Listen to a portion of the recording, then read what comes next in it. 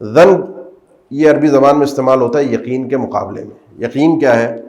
آپ میرے سامنے بیٹھے ہیں، میں آپ کے سامنے بیٹھا ہوں، یہ یقین ہے نا۔ آپ مسجد میں آئے، آپ نے نماز پڑھی، یہ یقین ہے۔ ایک آدمی مسجد میں نہیں آیا، اب یقین نہیں ہے کہ وہ کہاں ہے، اب وہ ہمارے پاس ظنون ہے، گمانات ہیں۔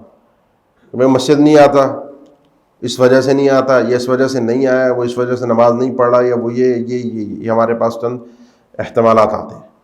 اس میں اچھے بھی ہو سکتے ہیں، برے بھی ہو سکتا ہے، بیمار ہو سکتا ہے، سفر پر گیا ہو سکتا ہے کسی کام میں مشغول ہو، فرصت نہ پا سکا ہو، یا وہ بے نمازی ہے، اس نے جان بوجھ کے نماز چھوڑی ہے، نماز کے وقت پہ سویا ہوا ہے۔ یہ سارے احتمالات ہیں نا، یہ ساری وجوہات، یہ سارے گمان ہیں۔ ان میں ہمیں ایک تو شریعت نے کہا گمان رکھنے کی ضرورت ہی نہیں ہے، اور اگر رکھنا ہے تو اچھا گمان رکھو۔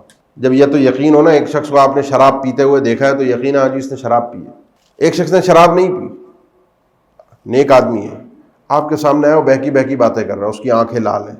اب آپ دیکھتے ہی، لوگ ہوتے ہیں نا، دیکھتے ہیں اس نے نشہ کیا ہے، آپ نے دیکھا نہیں، اب یہ گمان ہے، آپ کے پاس یقین نہیں ہے، دلیل نہیں ہے، آپ کے پاس اشارہ ہے، اس کی آنکھوں کا لال ہونا، اس کا ذرا سا ہچکچانا۔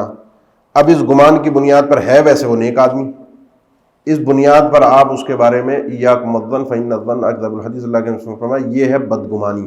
اس کو کہتے ہیں جو آپ ذہن میں گمان پیدا کر رہے ہیں، جو سوچ رہے ہیں اس میں بری سوچ کہ یہ اس وجہ سے اس نے کام کیا ہوگا، یہ آدمی ایسا ہے، یہ بدکار ہے، یہ کذاب ہے، یہ شرابی ہے، یہ ایسا ہے، یہ ایسا ہے۔ کچھ لوگ ہوتے ہیں ان کے ذہن میں یہی ہوتا ہے کہ ہر ایک کے متعلق کچھ نہ کچھ اس نے سوچ کے رکھنا ہوتا ہے کہ فلانا ایسا ہے، فلانا ایسا ہے، فلانا، اور اس میں برا ہی سوچنا ہوتا ہے۔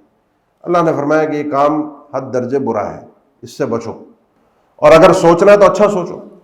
اللہ کے نبی نے اس نے فرمایا کہ مومنین کے ساتھ حسن ظن رکھا کرو، اپنے مومن بھائی کے ساتھ اچھا گمان رکھا کرو کہ وہ اس نے جو کام کیا ہے اس کے پیچھے کوئی نہ کوئی اچھی وجہ ہوگی، کوئی نہ کوئی، اور اس میں سینکڑوں صحابہ کرام کی زندگی سے آپ کو معاملات ان کے نظر آئیں گے کہ کس طریقے سے وہ ایک دوسرے کے متعلق اچھا گمان رکھتے تھے۔